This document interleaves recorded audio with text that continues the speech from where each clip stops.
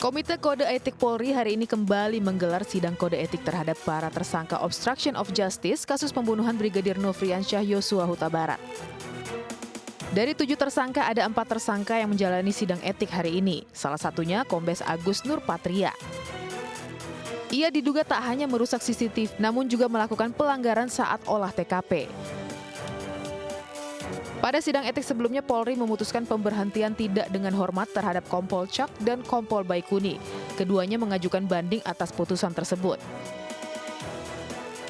Lalu Irjen Verdi Sambo juga telah dipecat dari Polri dan mengajukan banding.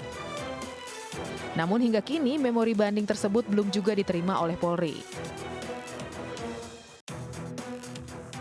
Komisi Nasional Hak Asasi Manusia atau Komnas HAM membeberkan 2 skema besar yang dilakukan ex-Kadif Propam Polri Irjen Verdi Sambo. 2 skema besar itu adalah membuat skenario dan menghilangkan atau merusak barang bukti.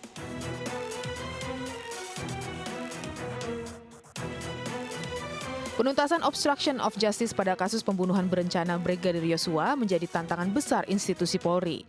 Kasus ini menjadi hal yang krusial karena menyangkut marwah Polri untuk melahirkan penegakan hukum yang berkeadilan.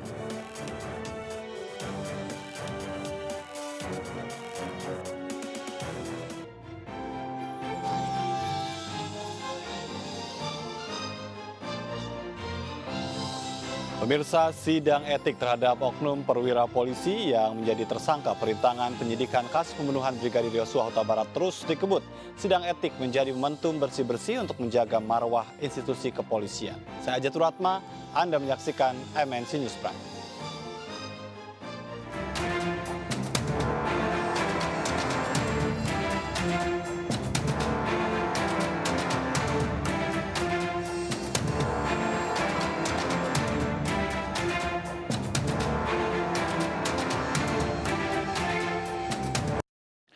Polri kembali menggelar sidang etik hari ini giliran Kombes Pol Agus Nurpatria, mantan KDNA Ropaminal Divisi Propam Polri yang menjalani sidang.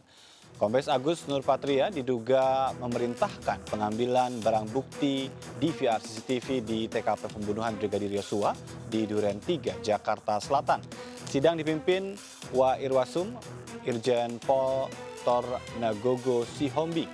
Sebanyak 14 saksi yang merupakan perwira polisi hingga Bintara dihadirkan guna memberikan keterangan terkait dengan upaya penghalang-halangan penyidikan dan menghilangkan barang bukti. Dalam sepekan ini, pemirsa, Mabes Polri akan menggelar sidang kode etik secara maraton terhadap 3 tersangka lain, yakni Brigjen Hendra Kurniawan, AKBP Arif Rahman Hakim, serta AKP Irfan Widianto. 14 saksi saya bacakan aja ya.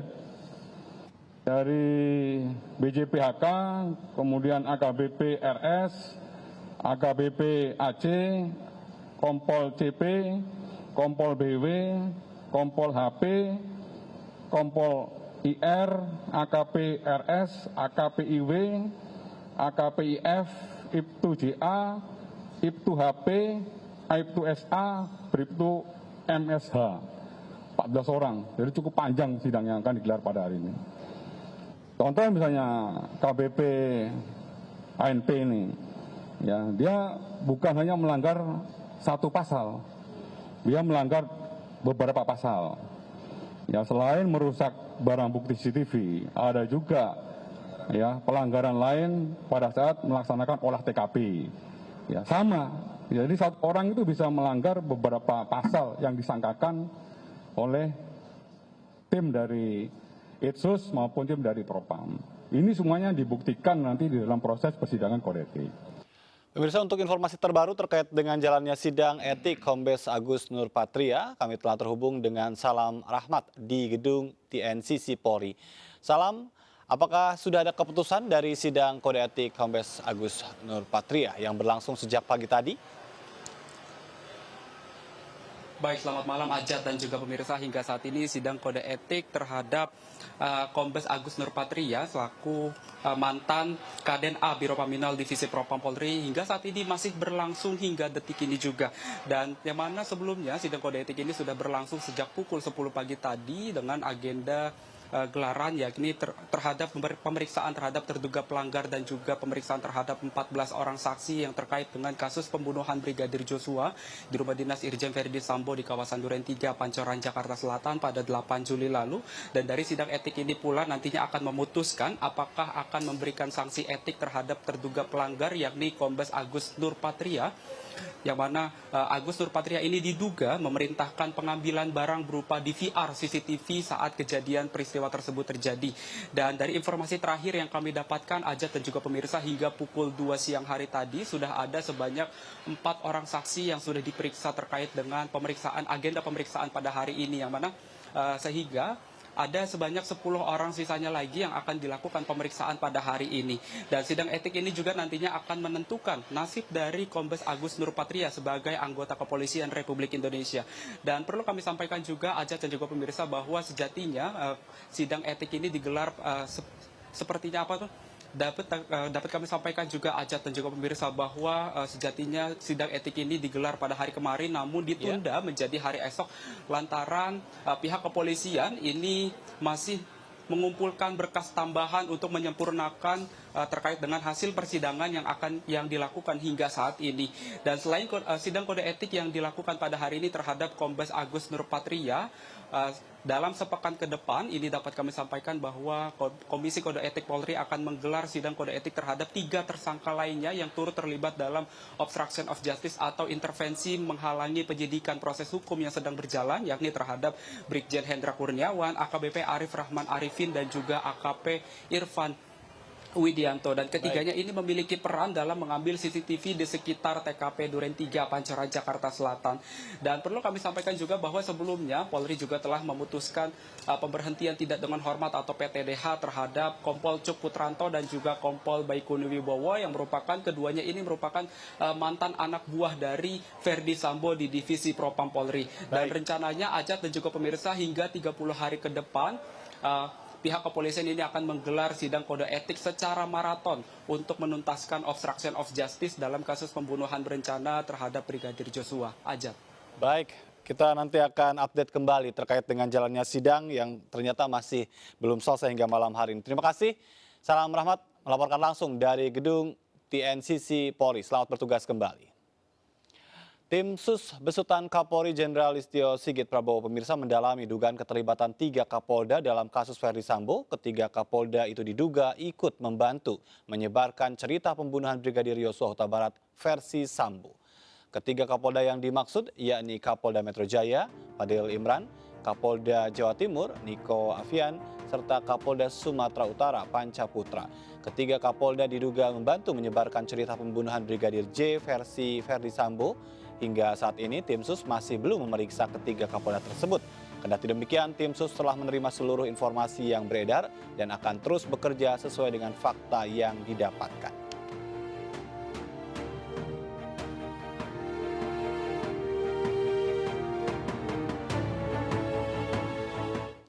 Tersangka Irjen Verdi Sambo dikhawatirkan lepas dari jeratan pidana karena adanya upaya penghilangan barang bukti dan rekayasa kasus yang begitu kuat sehingga menyulitkan upaya mencari barang bukti kebenaran yang sesungguhnya.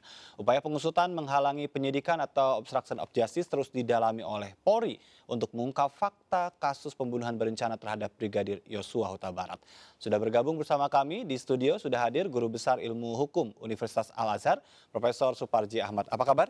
Baik, Mas Ajat. Terima kasih atas kehadirannya. Sama-sama, Mas. Ini tentu banyak hal ya, semakin kesini publik semakin banyak bertanya, termasuk juga kalau kita lihat dari sidang etik ini menunjukkan begitu masifnya upaya menghalangi barang bukti. Yang menjadi pertanyaan adalah bagaimana sebetulnya dengan penghilangan barang bukti, dengan banyak barang bukti primer yang sudah kita tidak tahu apa berhasil ditemukan atau tidak, begitu kan? Tapi tentu akan sangat sulit. Apakah memang betul ini bisa menguntungkan? Karena hakim juga pasti akan menilai itu nantinya di persidangan. Ya, saya kira masih bisa dicari jalan lain ya. Seandainya ada barang bukti yang hilang gitu ya. Karena yang diperlukan adalah pembuktian berdasarkan alat bukti saksi, alat bukti surat, petunjuk, keterangan ahli, dan keterangan terdakwa. Jadi barang bukti hanya salah satu bentuk untuk membuktikan, ya. Tetapi bisa saja digunakan dengan alat bukti yang lain. Secara faktual adalah bahwa Joshua tewas dan kemudian ada pengakuan, ada yang menyuruh membunuh, ada pengakuan yang telah membunuh, menembak, maka saya kira itu adalah suatu bukti petunjuk yang jelas. Meskipun kemudian bukti material diperlukan, misalnya apa buktinya dia membunuh, apa kapan dia membunuh dan sebagainya. Saya kira itu hanya salah satu bagian alat bukti atau barang bukti yang bisa digunakan untuk menilai tentang fakta-fakta material itu. Tetapi dengan alat bukti yang lain berupa keterangan saksi, berupa petunjuk, keterangan ahli, ya, atau kemudian pengakuan terdakwa, atau kemudian bukti-bukti surat-surat yang lain, saya kira itu akan menjadi dokumen yang kuat, alat bukti yang kuat untuk kemudian menyatakan bersalah kepada yang bersangkutan. Saya kira ini tidak ada halangan, tetapi tidak terlalu kemudian secara signifikan kemudian membebaskan yang bersangkutan, mungkin saja bisa akan mempersulit proses pembuktian. Tetapi kalau kemudian dikategorikan akan membebaskan gara-gara barang bukti hilang, saya kira tidak akan seperti itu. Baik, tapi kita tahu di persidangan nanti kan hakim juga akan merekonstruksi ulang, mengembalikan kepada hal-hal yang awal begitu kan, dan kita tahu yang awal yang primer itu sudah dibersihkan dalam tanda petik begitu. Bagaimana sebetulnya untuk bisa menguatkan tadi yang Anda sampaikan, masih ada jalan lain sebetulnya? Ya, bukti primer kan misalnya dari keterangan saksi kan gitu loh. Misalnya Brigadir E, saya kira akan memberikan keterangan saksi yang sangat menguatkan. Dan pada sisi yang lain tentunya ada alat bukti yang lain, termasuk kemudian saksi-saksi yang lain dan bukti petunjuk yang lain. Jadi bukti primer di sini adalah alat bukti yang mendukung kesesuaian terjadinya peristiwa pidana tersebut. Disitulah nanti hakim akan memperoleh keyakinan setidak-tidaknya dengan dua alat bukti. Pada sisi yang lain juga hakim akan menilai tentang kualitas dari alat bukti yang akan diukur dari kesesuaian antara saksi satu dengan saksi yang lain, kesesuaian antara alat bukti satu dengan alat bukti yang lain. Kita kembali ingat kasus kopi sianida dulu, tidak ada bukti material yang kemudian menunjukkan kapan beli racunnya, kapan memasukkan racunnya di kopi tersebut, tetapi kemudian hakim punya keyakinan bahwa memang tewasnya Mirna pada waktu itu karena minum racun yang dimasukkan oleh orang lain sehingga kemudian ada orang yang dihukum. Jadi bukti material itu tentunya memang diperlukan, tetapi kemudian tidak akan membebaskan kepada yang bersangkutan. Gitu. Tidak membebaskan, tetap menghukum, tapi bagaimana dengan hukuman maksimal? Ya, disitulah kemudian hukuman maksimal yang akan dipertimbangkan oleh hakim. Kalau memang hakim punya keyakinan bila terjadi peristiwa pembunuhan berencana, ya tentunya akan bisa dikenakan hukuman maksimal. Yang terpenting adalah terpenuhinya perbuatan-perbuatan, terpenuhinya unsur-unsur pasal dalam pembunuhan berencana. Dari awal memang tidak mudah untuk membunuhkan pembunuhan berencana. Tetapi dalam konteks rekonstruksi kemarin bahwa ada misalnya perintah adanya pistol yang diberikan sebetulnya itu adalah bagian dari pembunuhan berencana. Dengan demikian kalau hakim yakin benar pembunuhan berencana, maka itu dapat dilakukan hukuman maksimal. Sekali lagi, yang terpenting adalah bagaimana jaksa penuntut umum nanti mampu meyakinkan hakim bahwa unsur-unsur yang ada di dalam pasal yang didakwakan nanti adalah terpenuhi berdasarkan alat buktinya. Tapi yang menjadi menarik kemudian kalau tadi ada jalan lain untuk bisa membuktikan Verdi Sambo, artinya mereka-mereka yang membantu dalam hal ini, begitu kan? Ada berapa perwira begitu yang juga ikut terlibat dan sekarang sedang menjalani sidang etik, ada juga yang sudah dipecat begitu kan? Kadar kesalahan mereka artinya tidak begitu besar. Ya, ini ada dua hal yang berbeda. Ya, ada peristiwa pidana pembunuhan berencana, ada peristiwa pidana tentang penghilangan alat bukti, obstruction of justice. Saya kira dua hal yang berbeda. Pada kelompok pertama tadi, saya kira jelas siapa yang sudah ditetapkan menjadi tersangka karena terlibat dalam pembunuhan berencana. Pada kelompok dua adalah pasca terjadinya pembunuhan berencana. Maka tentunya memang ini adalah yang ringan. Karena apa? Karena memang bukan terlibat dalam peristiwa pidana pembunuhan tadi itu. Tetapi keterlibatannya adalah tentang penghilangan barang bukti, tentang kemudian menghambat proses penyidikan.